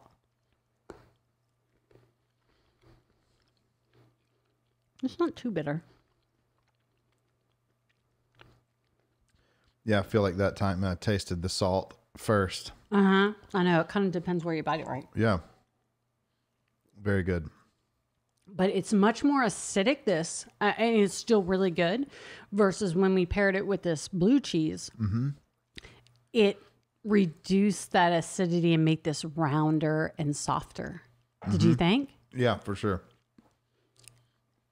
So I just think that's fun, right? It is. It's a lot of fun. Like, It's great. Yeah. And I think it's an awesome conversation point. Like we have friends over, we're having a dinner date with another couple. To have these conversations while we're eating, drinking, and having other conversations, be like, wow, try this. And then we layer flavors. So we might have some jam, we might have some honey, we might have a bigger board, some meat, whatever. Oh, try this combination. Yeah. See what you think. No, That's fun. It is a lot of fun. It's great. Yeah. So a lot of my holiday events are centered around, I select some holiday centered wines, and then I do a food and wine pairing. So I describe all the principles, and then either I tell them to do their basic board with the individual flavors that they can just pull out of their pantry, or some people prefer to, I'm partnering with a company out of Cornelius called Sunrays Foods. And they make lamb charcuterie. I was telling you earlier, I forgot that today. They raise lamb on grass, on fields in North Carolina, close to where we live, on solar farms. Yes, solar farms. Got it. And they raise these lamb on the solar farms, and then they make this charcuterie from it. So it's very happy lambs. They're raised on sunshine and grass. Yeah. Happy. Makes happy charcuterie. Yeah. What's the name of the company again? Sunrays Foods. Sunrays Foods. And they are located, they have a little shop. It's hard to find, but it's over, you know where Goddard is? Mm-hmm. Cornelius, kind of where you send your girls to preschool. They have a location over there by, the brewery, Lost World. Oh, yeah. From Lost World. Okay, great. Yeah. And then they do boxes where it has other local ingredients like local honey, some crackers, some other items. And so I'm partnering with them because some companies want something nicer for the holidays. Right. And then I have a new partnership with Davidson Wine Co. Awesome. Out of Davidson. Yep. Lindsay Williams is, she used to be a lawyer. She changed careers, so it's very familiar. And she's now making wine here locally. Awesome. And so I'm partnering with her. I'm working with her distributor and her to select wines for some of these events. And she ships wine now. She just started shipping. So that's really exciting. That's great that you partner with those people because you don't sell wine. I don't sell wine. I remember distinctly when I first met you, you're like, I don't sell wine. Yeah. You sell the experience and the education. Yeah. So Davidson Wine Company, Kindred, all the local restaurants. Get your wine from there. Harris Teeter. Now, let me ask you about this. The number, I know their wines are given a weight, like 90%, 92, whatever. I've noticed Harris Teeter has those. I learned that from that documentary where they get a score. How much validity do we put into that score? I'll just say is another data point for you. Like if you're in a store and you don't know the brand, you have no idea, you have to use something to make a decision, right? It's either the label. It's what they say on the back of the label. It's a sign that says, this is Jasmine's favorite wine, right. Someone who works at the store. Yeah. Or where it says it's 92 points rated by Wine Enthusiast or whoever, James Suckling or whatever. You have to use something to make a decision if you don't know. If you know it, one is you've already drank it. Yep. Or you've heard about it through a podcast or through research or a magazine, which is cool.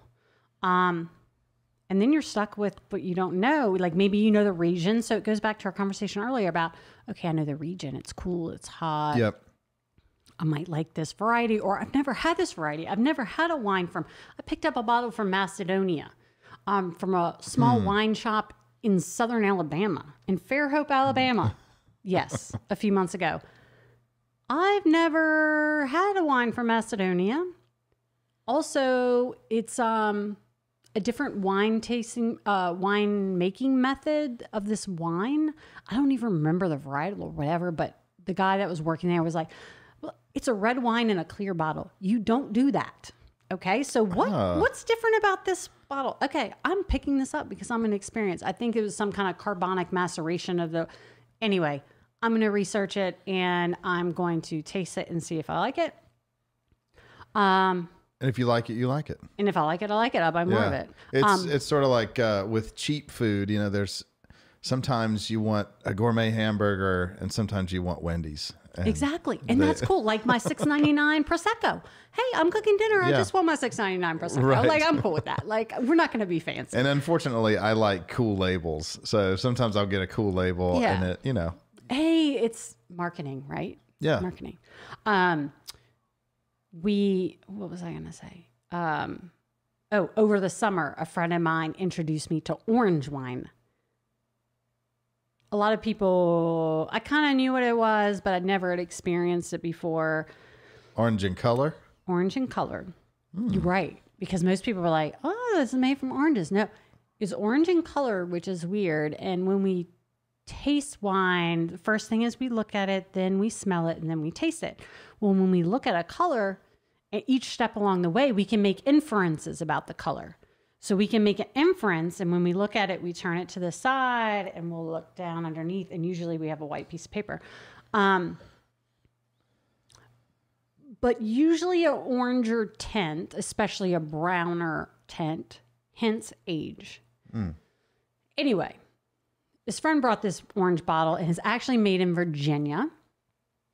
And it was awesome. So orange wine is made from green grapes, but they've sat on the skins. It's called skin contact wine. For white wine, you don't sit your grapes on the skins. You don't. They press it and then they ferment it. Versus rosé or red. So orange comes from whatever pigment is coming out from the green, turns the wine kind of orangish. It is so interesting. And over the summer, so because she introduced me to that, and it was from Virginia. I've been wanting to go to Virginia, to the Montebello Wine Trail around Charlottesville. Okay. We ended up going to Virginia actually in June or July. Yeah, during the pandemic. My son was, my 5-year-old was with my parents in Mississippi. And so we just had the infant, and he was tiny, and, you know, you can take him anywhere when they're that age. And yeah, we explored the Montebello Trail, and I bought some of that orange. I should have bought more. Again, it's my husband, like, hold me back. On the wine purchases. Yeah, I want to try some now too. Can you get it locally or no? I haven't seen it here lately. So It's small batch. It's small batch stuff. But yeah, we'll have some one day. It's really with your wife. My husband didn't like it too much, but it's when you drink white wine, you don't expect this complexity. And it's very different. It's very unique. That sounds great. Yeah. Yeah, it's cool. But that's what happens when we experiment. That's right. Well, hey, this has been awesome. Stephanie Roberts, Corks and Boards. Thank you so much. Yeah. This has been an absolute pleasure. Thank you. Cheers to you. Thanks so much again. Good luck at the holidays. Christmas is around the corner. So if anybody listening or watching wants more information, Corks and Boards on Instagram. Corks and Boards, Instagram, Facebook, LinkedIn, or corksandboards@gmail.com. Cool. Yeah. And of course, this podcast is sponsored by Atlas Technology Solutions, my company. So wine and technology don't go together. You're supposed to put your phone away and enjoy the people. So true, but thank you for your time, and this has been a pleasure. Best of luck to you, and we'll talk to you soon. Yeah, appreciate it. Bye. Bye.